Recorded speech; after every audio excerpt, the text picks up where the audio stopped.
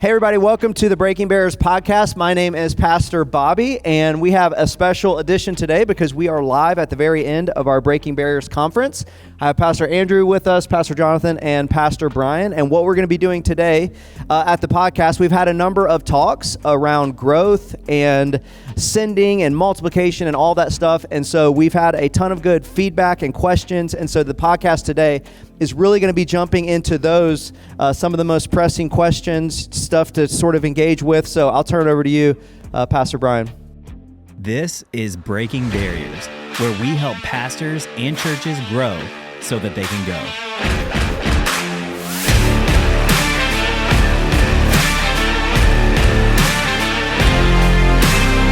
So a lot of the questions that came in from our attendees revolved around the idea that, like, hey, they're here, they're hearing this stuff, they're saying yes and amen to a growth mindset.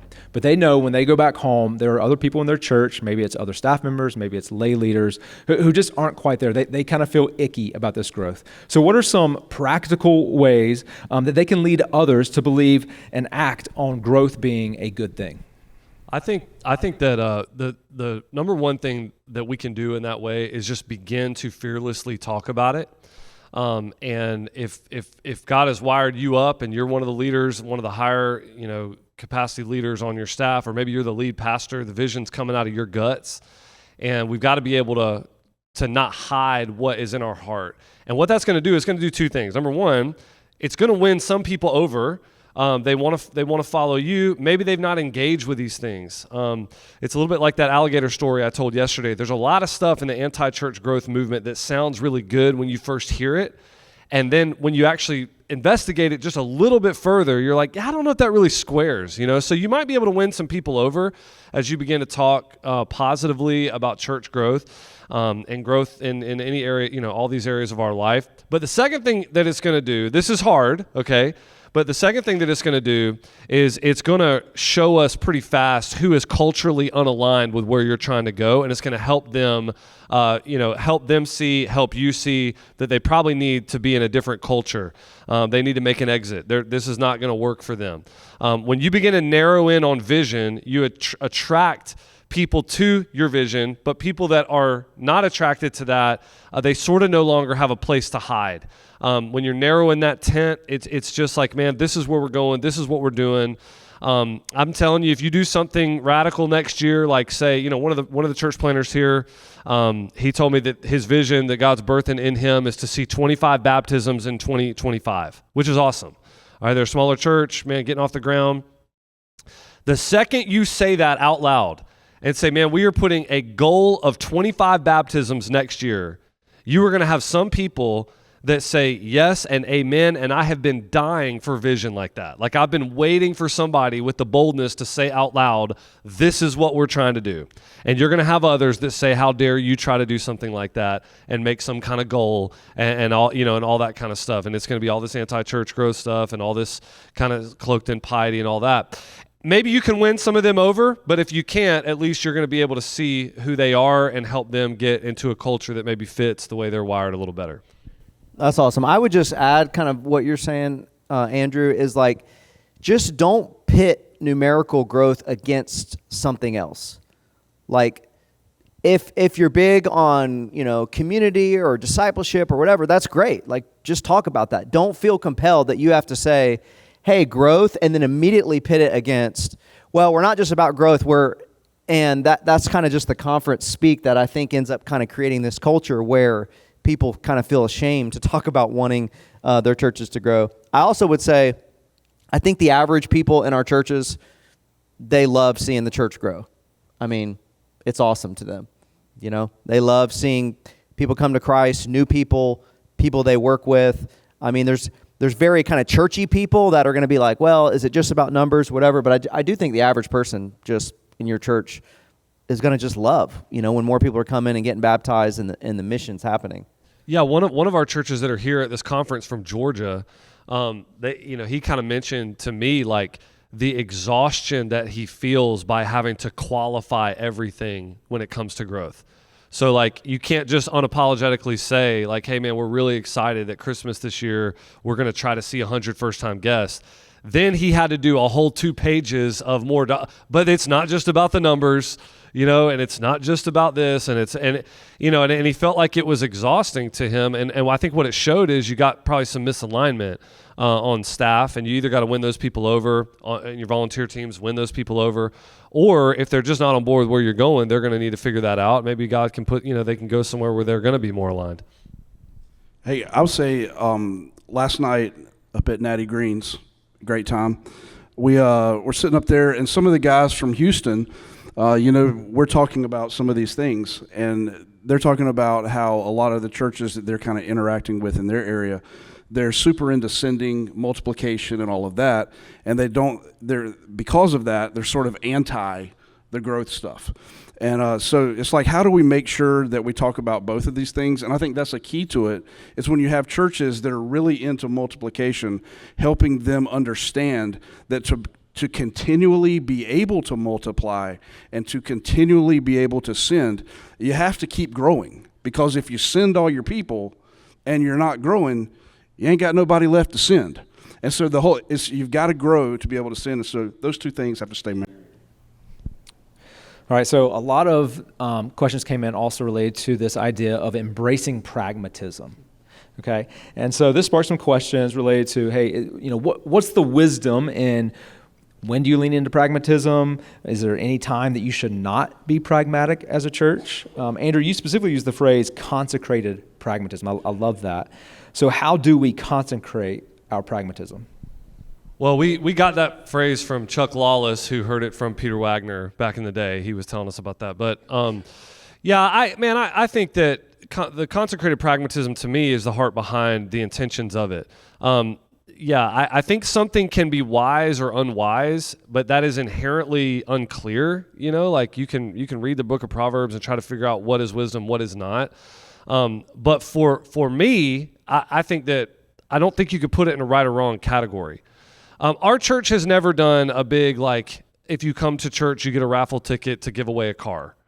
We would never do that. Okay. There are churches that have done that. I've seen that done. In my opinion, I would just look in at that, and I would not say, I would say we wouldn't do it, even though it's pragmatic. I would not, though, say inherently wrong or right. And that's where these conversations, I think, always want to go. I think it's even a little bit of the spirit of that question. Like, how do you get towards, can you call something black or white, wrong or right, when you come to these pragmatic things? I would say if you press it all the way to that extent, the only way you can do that is figure out if it's sinful or not. Is it sin or not? No. Well, then is it wise or not? Well, that's kind of a little bit in the eye of the beholder. We wouldn't do the giveaway raffle ticket car thing because I think it probably takes you so far away from what the mission actually is. But if somebody wanted to do that and it was working, I wouldn't tell them it was wrong. I would just tell them we're not going to do that. Yeah, let me try to maybe add to the way that you defined it yesterday, because you only talked about it very briefly. And I think we can miss this because there is such an inherent pragmatism sounds like something maybe we shouldn't do, Where the Bible speaks clearly, we need to be all about the Bible. And, believe every single word and intention of the Bible. It's the Word of God. That's super important. Where the Bible does not speak to, which are just so many different issues, that's where we get into the area of pragmatism. And the problem is, a lot of times people say, we don't want to be pragmatists, but they certainly are already. And that's the point you were trying to make. If you have air conditioning at your church, you're a pragmatist. Seriously. No, seriously. Because air conditioning is not a biblical thing. If you are choosing to use a microphone at your church, you're a pragmatist. These are very practical things. How about this? If you have a midweek service at your church, you are a pragmatist. There's no midweek services in the New Testament, okay?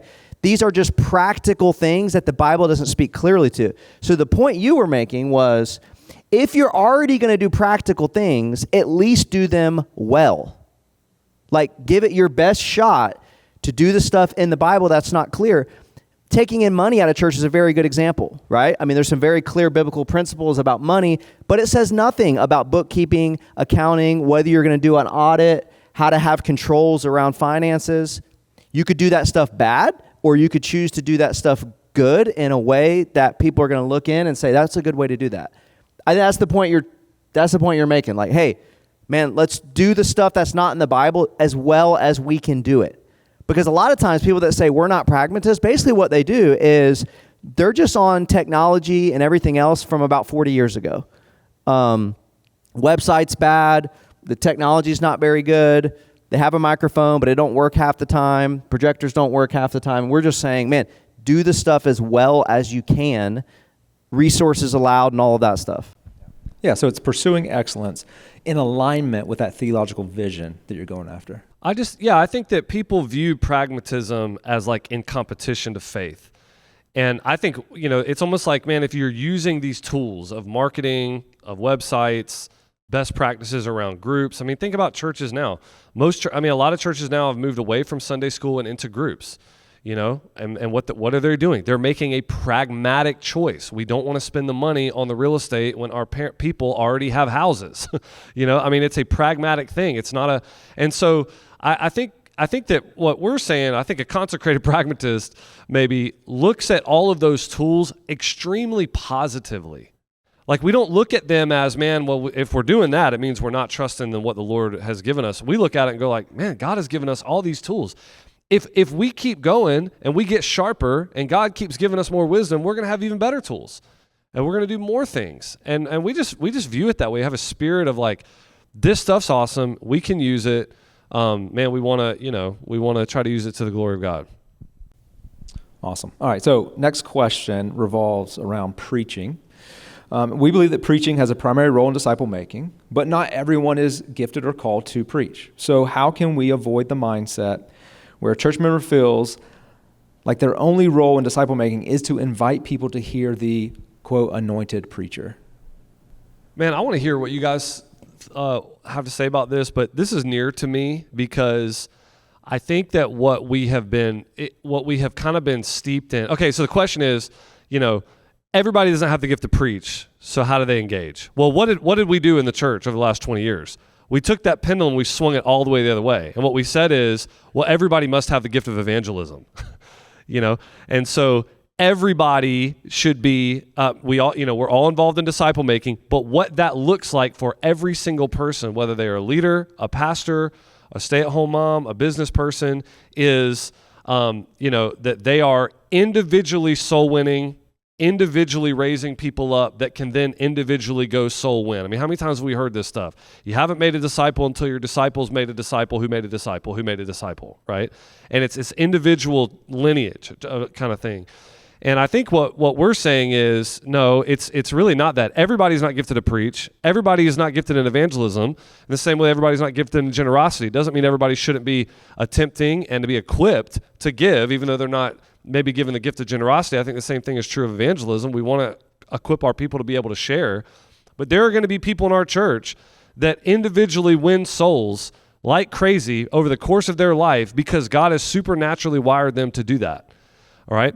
Then there's all these people in between that he has still supernaturally gifted in other areas to do things in the church, and to make hospitable environments and to create, wealth to be able to give so that the movement can go forward. To be people who care and shepherd and are there when people are hurting. I mean, I just think it's a little bit of a myopic view to kind of say, everybody is going to be gifted in the same way to do X. I would say, no, it's not. We're all gifted to build the kingdom and build the church, but that's going to look different for every single person. The preaching ministry is going to be where the bulk of the evangelism and discipleship is happening. But there's many other things that the church is doing, So that's how I would approach it, right off the bat. Yeah, I would say that, when you think about what is the primary way that we're supposed to reach the world, that's through planting churches. You plant churches around the world, and it's the churches that are reaching people. And so preaching is an aspect of what the church does. So people are going to come to the church, they're going to hear the gospel proclaimed, but there are so many other people that may not be the preacher that's there, but that doesn't mean that they are not sharing in the load of participating in the preaching of the gospel and using their other gifts, by creating those environments that you're talking about, by being the friendly face welcoming someone in, by being the person in your neighborhood that's inviting people to come. So it's like all the gifts of the church come together. And I think a lot of times we tend to think, because our culture is so individualistic, we think that it's the preacher that's the one that's sharing the gospel, when what it really is the church coming together using all of the gifts combined to create that experience where the gospel is proclaimed. Yeah, I would say one of the ways that we try to create this at Mercy Hill, our connections process, the very first thing that we tell people is, hey, Ephesians 2:10, there are works that God has outlined specifically for you. God has gifted you. If you are here, there is a place to serve in Mercy Hill. And our role as a church is to build you up and to help you to walk in those gifts. Sometimes as a church, we can make it seem like the people exist for the church.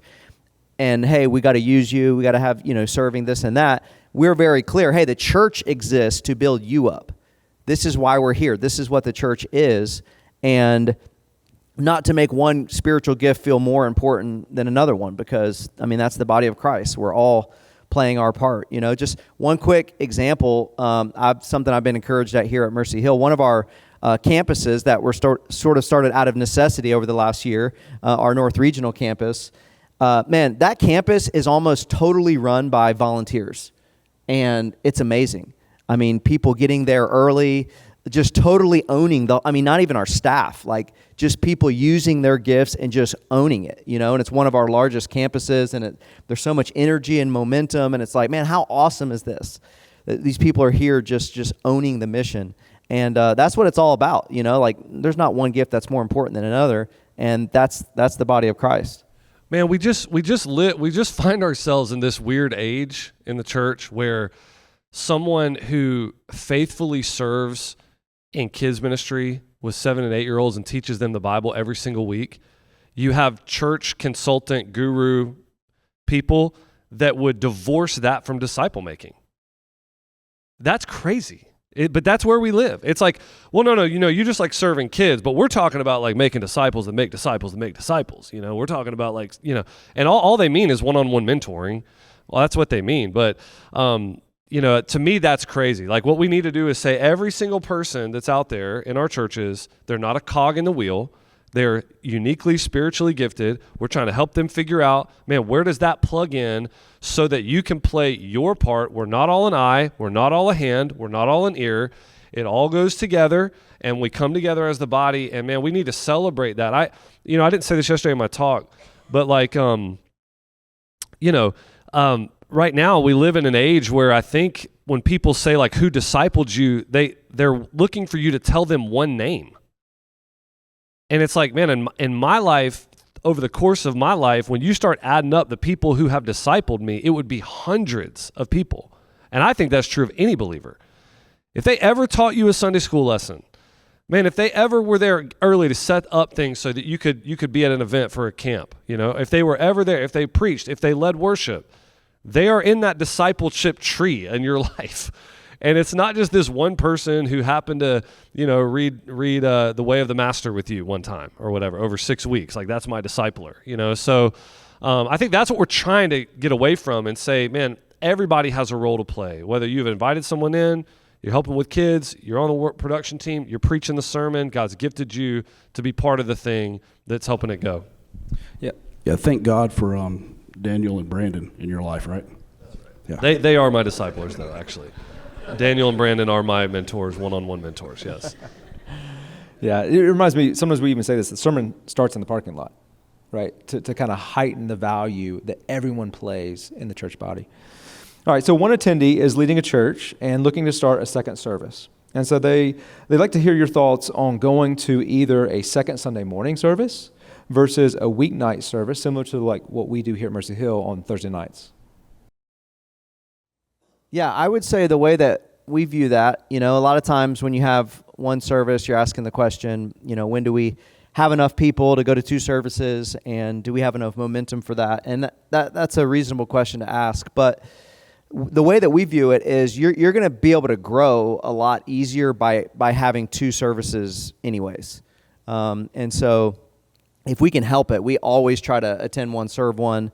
It gives people an opportunity to be able to serve at church and to also attend and to not disconnect those. And so I would just encourage people as early as you can. We would encourage our church planners, like as early as you can, go to two services if you can make it happen, with the amount of people and volunteers and all of that, because it's going to just give you a much better shot to grow.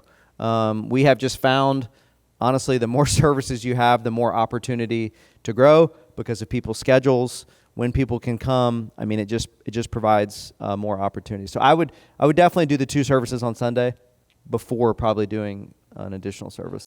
I would say too, one of the things that we've learned, this is very practical, but it comes out to be true. One of those rule of thumb things is when we started our Thursday night service, we went to some other churches that are doing Thursday night services, and they told us, hey, you're never going to get more than about half of what you get on a normal Sunday morning service to come on a Thursday night. And it was like, man, how could that be true? It's totally true. All right, so I think a lot of people have this vision of Thursday night, like, oh man, this thing could blow up and be bigger than our Sunday morning at 9 o'clock, and that's just not what happens. So that's a good rule of thumb. On the best day, about half of what happens on a Sunday morning service is going to be what you're able to get on a Thursday night service. And I'm going to tell you why. Man, you go to a Thursday night service, it's a major shift in your schedule because with families and all that kind of stuff, man, it's just hard to give another night away. And it's hard for people to volunteer. It's awesome. It's a great service. I would say it's one of our best services here. People are super bought into it. But it'll be half of what you find on a Sunday morning. I think there's a couple of churches in the room that are like walking through this kind of issue right now. And so like one of those, I think what you said, absolutely. If you currently have one service and you're looking, where am I going to add the second? It's definitely Sunday that you need to add the second. Once you get past that second and you start looking at a third, that's when people start wondering, should it be 3 services on a Sunday or should we add a midweek kind of thing? And so like Hope Church that's in the room, they've been walking through a lot of this kind of decision with trying to figure out how does that fit, with their college ministry. When are they going to add that service? Is it going to be better to have it in a midweek kind of time, or is it going to be able to be like a Sunday evening kind of thing? Perkinsville that's in the room, they just added a third service that's at like 6 o'clock on Sundays, and that they use that intentionally. So they jumped to 250 college students by doing it at that time, and that now comprises half of their church. So by doing it that way, it's totally pragmatic, is what it comes back to, is thinking through, hey, with what you're trying to do, what's going to give you the best possible opportunity for success. All right, so this next question is, where would you recommend a smaller church start to implement a multiplication strategy? Jonathan, you need to talk about that. I would start with, and you can really talk to the multiplication, but I would start with just making sure you're thinking about this the right way.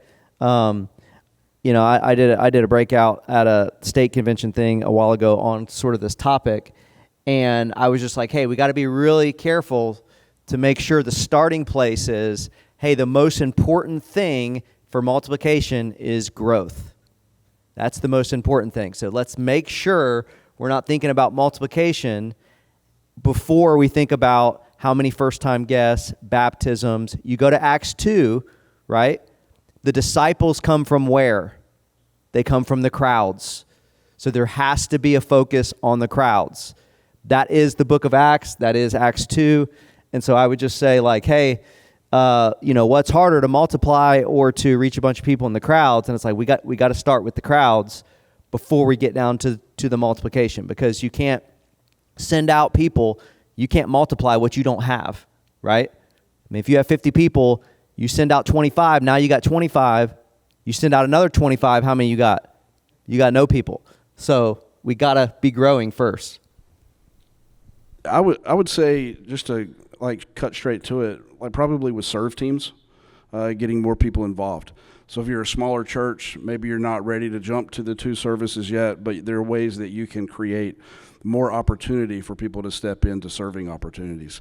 I think that's probably the cleanest way to make the first step. I think the biggest issue around this, especially with smaller churches, that sometimes are still trying to figure out who they're going to be, what their identity is, what that target audience is, who they're going after, all of that. You can have several people in the church that can end up with a lot of control by casting a different vision than what the leadership of the church is casting. And when you do that, you can end up multiplying the wrong things that actually take you off mission. And so you got to be careful. Like if your mission is to grow the church to reach more people, and you end up multiplying something that's like serving some area in the community, well, you've just made that the thing that's become the most important, because that's what's multiplying instead of growing the church. So it can be real tricky in those early stages with saying, okay, what is the thing to focus on? It needs to be the thing that helps you get down the road in regard to what your vision is. I think too, when you get, Bobby, this is what you were saying, I think is really important, because I think that there's an assumption that the new things that are planted will grow, but I've learned you have to actually say that out loud, that's what you're trying to do, because that assumption has gotten now forgotten. And it's funny. It's like the goal. If you listen close, what you'll realize is like the goal seems like many times it's always to plant more churches, which sounds great, except for like, that as long as we're assuming that the hope is that those churches grow in number, because if you take one church of 100 and plant 50 out, neither one of them grow, you did not multiply. All you did was divide. That's no different than what you had. You had the same amount in one thing that you had in two, And so I think that it's just important for us to understand that. Like there's an assumption now that the reason we're planting is because we feel like church plants are scrappy and evangelistic, and more people come to Christ in churches that are younger many times. And that, we got to get back into that language of why we multiply. I think the other thing I would say is, I believe sending capacity is more important than seating capacity. But for sending capacity, nothing is more important than seating capacity.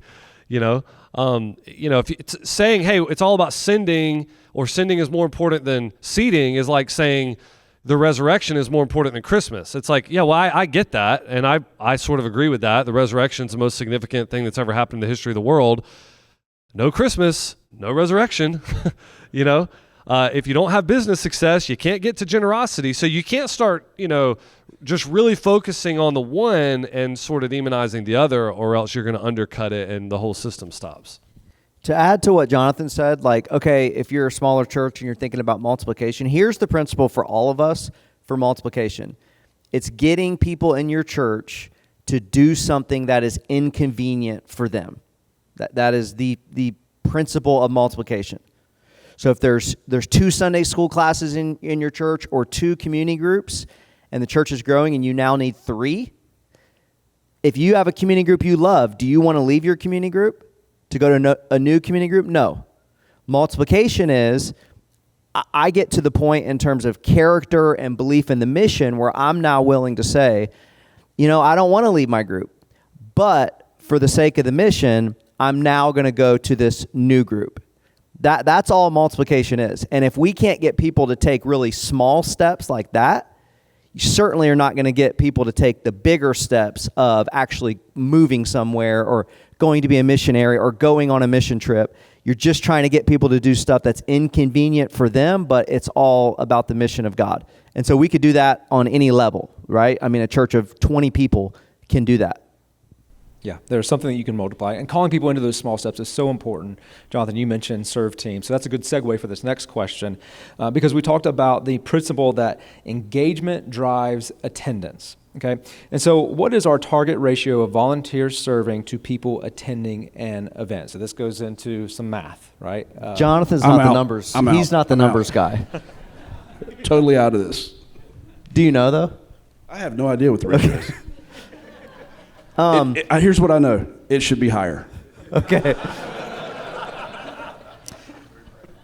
We shoot for 20% of total attendance.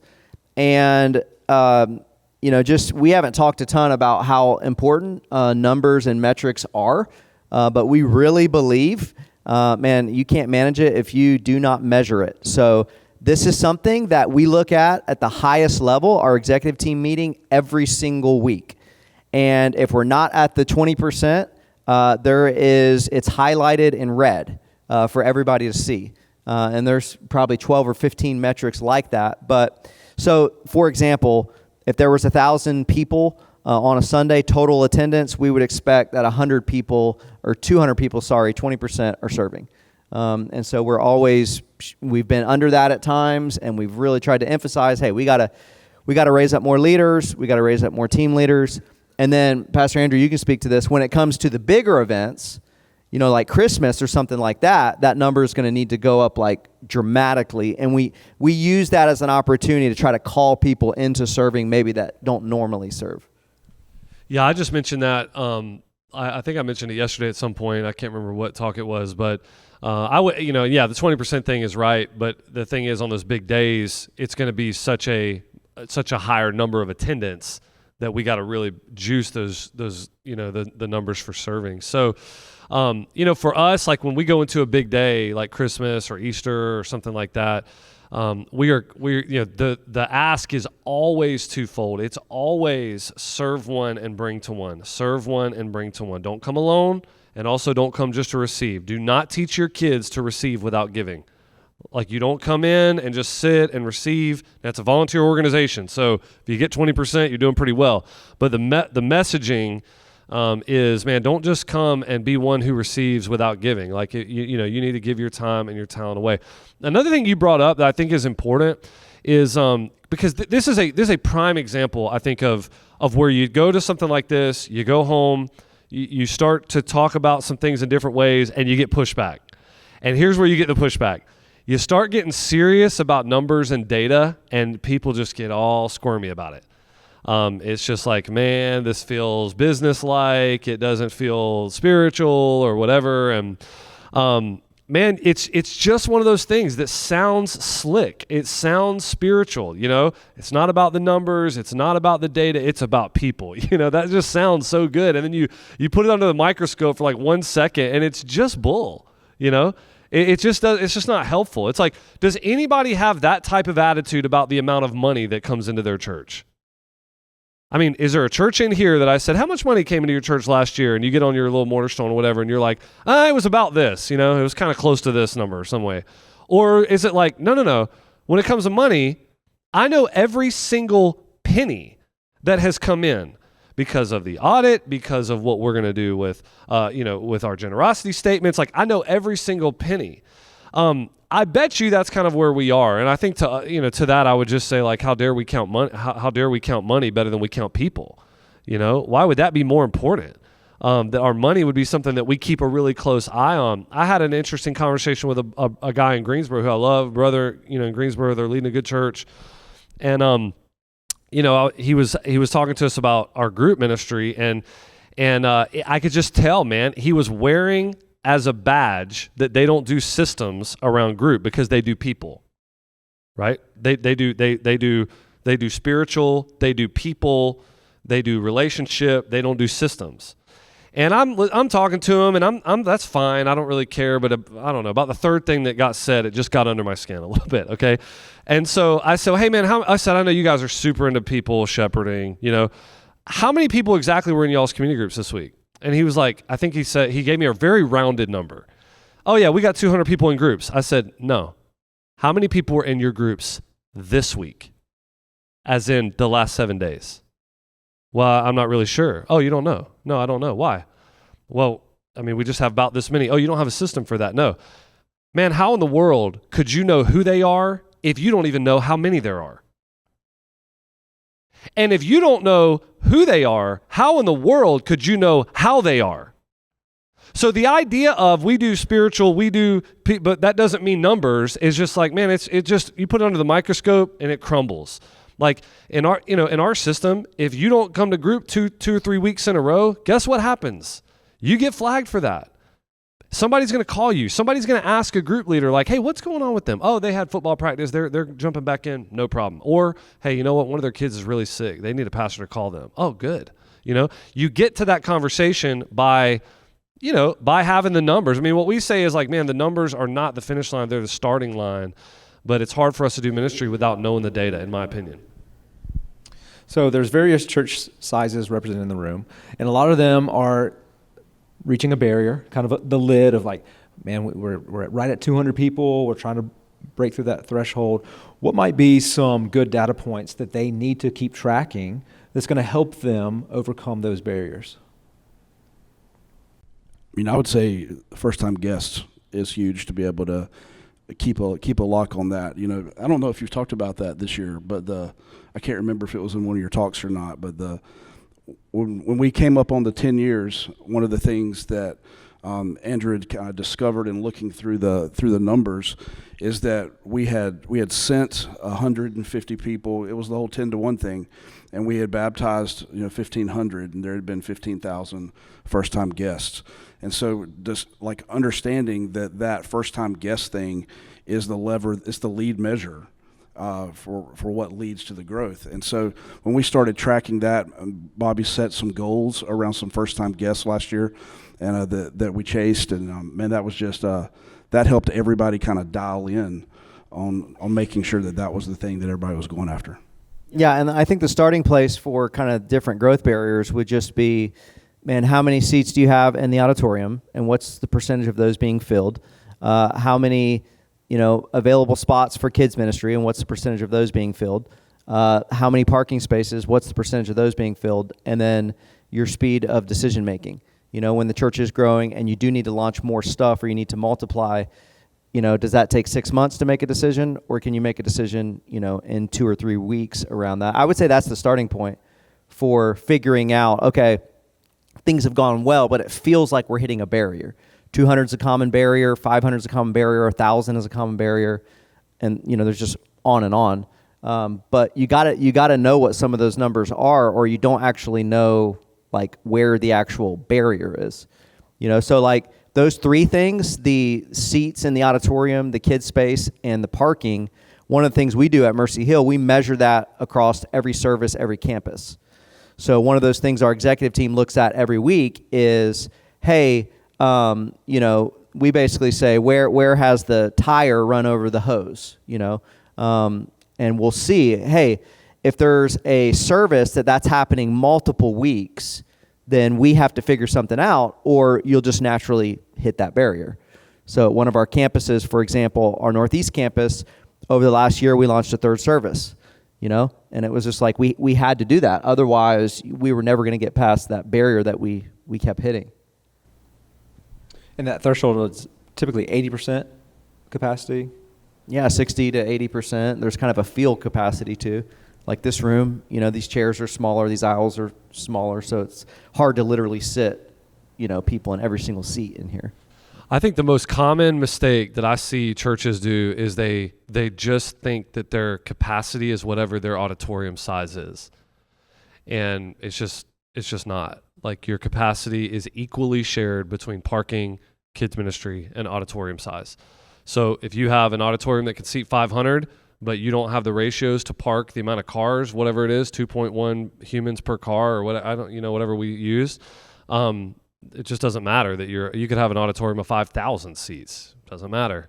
That tire is going to run right over that hose. And the speed of decision making is very important because when the tire starts to run over the hose, you begin to bump the ceiling. You have a kids ministry that is bumping 70% capacity, even though maybe your adult ministry is not. Maybe your parking's fine, but your kids ministry 70, 80, 85%, week in, week out. One of the principles we say here at Mercy Hill is like, when you hit the ceiling hits back.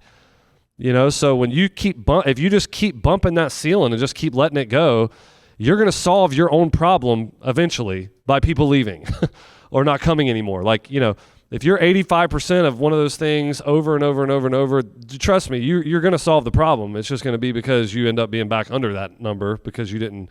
And so the speed of decision making is, how can we maneuver right now? And if that's got to go through 7 committees, if it's got to be signed off on by 6 different people, that's what we mean. And I know some of us are just in situations like that can't be helped, but anything we can do to try to speed up the ability to be nimble, to be flexible with this stuff helps a ton.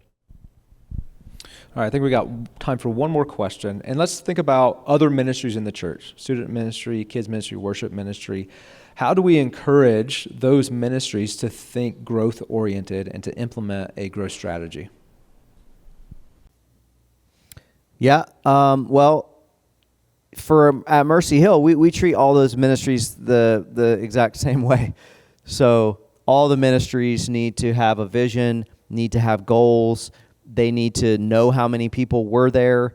They need to have plans to try to get better, to try to reach more people. We celebrate that. It's important. We walk alongside ministries to try to help them. Hey, if there's things that are holding us back, like what can we do? Is it space? Is it budget? Where are we at with those things? And I'll just say this, over time, that's going to make sure that the right people are in the right seats, because there may be ministry leaders over a certain ministry that just have an issue with that. And like Pastor Andrew's saying, it's not about the numbers, and I don't like the count, and that feels unspiritual. And it's like, at least for us, it's like, hey, that's not the way that we view it. It's important for us. Like, man, if you don't know how many there are, you certainly don't know how they are, and it's just important. And so it's just part of our culture. And our teams really work together to help one another, so our communication team, our events team, our different ministries are in some of the same meetings, speaking into, what events are happening. We love doing that, getting multiple ministries together to kind of give ideas to one another.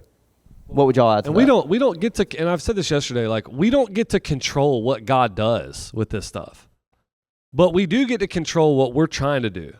And so I think that's continually to speak a vision of, what we're trying to do is see more people come in, more people get saved, more people grown up in the faith, more people sent out. We're going to put strategies around that. And there are times where that goes crazy, and God is just blessing it like crazy. And there might be other times where you get stuck, but we get a chance to control what we're trying to do.